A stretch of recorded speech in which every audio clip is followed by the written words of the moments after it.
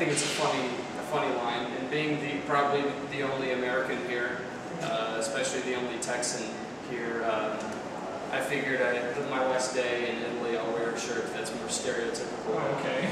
People think of Americans, they probably think of that angry guy who's like, "Get off my porch!" Oh, right. They think it's like the Devil's Rejects or something, I guess, which was set in Texas, unfortunately. So it makes us look crazy. Now, every director that's in horror or writer that's in horror has a reason to represent fear. You know, Stephen King has his own reason to represent fear. For instance, what's your reason? Fear is, to me, it's simple. Fear is exciting.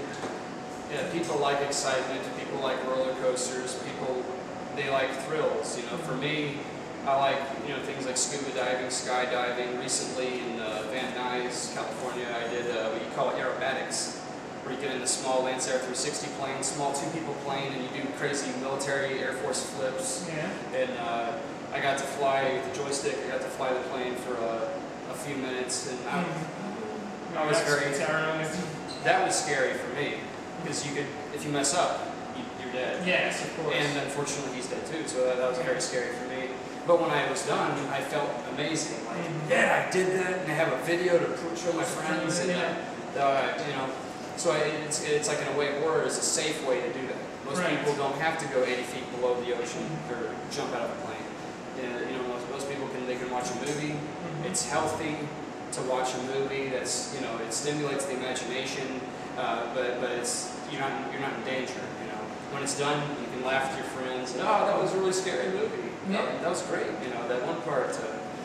So specifically, fear is simply entertaining, and it makes you appreciate your life. If you see something that's so scary or disturbing, and then when you walk out and see the normal world, you're like, oh, okay, it wasn't so bad after all. Yeah. This is worse. Fear is good. Good. Excellent. So, besides the tight budget and probably being extremely tiring, did you find any other problems while shooting the movie, sort of, besides technology problems, I don't know, fighting on sets and stuff like that?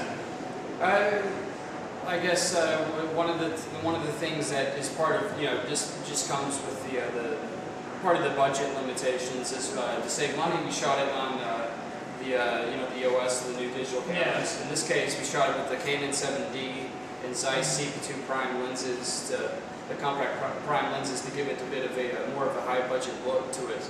But the fact that it's the 7D or the 5D, the T2i, whatever you're using, they have certain limitations because they're predominantly for still photos. My point is you can't do too much handheld because the image distorts if you move it too fast or a car goes by. So it has to be a lot more just, I guess you would say, static shots. Stick it on the tripod, and you can't do as much intense filmmaking in the sense that you can't do as much good handheld. But it's not that big a deal. Another thing was for Doug Bradley, it was an issue getting his work visa so he could be in my film. I had to go work through the American government, the U.S. CIS, wait in line for hours just to be told, oh no, you got to go to this building, you got to go, and then fill out all these forms, explain why I want to work with him, as opposed to why not an American? Why do you want to work with this immigrant? Hellraiser. So I had to make this big packet and send it to them and explain why an American like me wants to work with someone who's not American.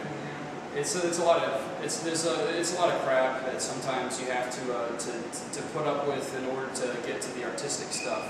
But once you do, it's like, hey, I'm actually here in Texas shooting a movie with Doug Bradley. Awesome. It's all worth it. But there's so much to learn, Wonderful. So, is there anything you'd like to improve in yourself, in your filmmaking, your writing? Everything I want to improve every time. I've only made one feature film, so there's a whole world of a universe of improvements, of course. and I want my writing to get better, and hopefully have the budget to have better, more experienced professional writers collaborate with me. You know, and or you know, directing. There's plenty of room for improvement.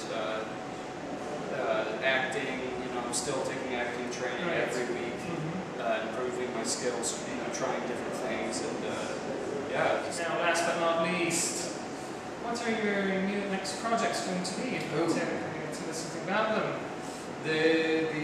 Let's see. I have 3 ideas right now that I have just the basic outline for. One of them would be, the obvious one to mention would be a sequel to the Infliction, but I have to see, I'm not going to bother writing the screenplay until, I have it all, it's all up here, I'm not going to actually type it out until, you know, I have to see how the Infliction does. If it's successful, if there's a fan base and people want to see it, because it's certainly, the Infliction, it works as a standalone, but the ending certainly leaves it open for more of the story to be told, for all kinds of different characters, so the ones that aren't dead, that is. And it would be, but with the sequel to the Infliction, I want to make a bigger, better, darker, more psychological, more intense movie, more entertaining movie, just better movie in every way. But it would be a standalone film. Like I feel that Aliens or The Devil's Rejects, obviously Prometheus, which is a prequel to Alien, they all stand on their own level. You don't even need to see the first one to appreciate the sequels. And even if someone didn't see or didn't like the Infliction, the kind of film I want the sequel to be, I want it to be something that they can like, that they don't even have to see the first one to like the sequel. I think that's important for each one. Each project has its own merit, sequel or not. Yeah. And then the rest of them, unfortunately, I can't comment on, just because if someone sees this online, I haven't registered these other ideas yet at the guilds or whatever, so they could steal my ideas. Well, we hope it all goes well for you. So break a leg at this point. That works quite well. Okay, thank you very much, and thank you all for following at this point. Yes, Fanta Festival. Yes. And buy this film, or something like that.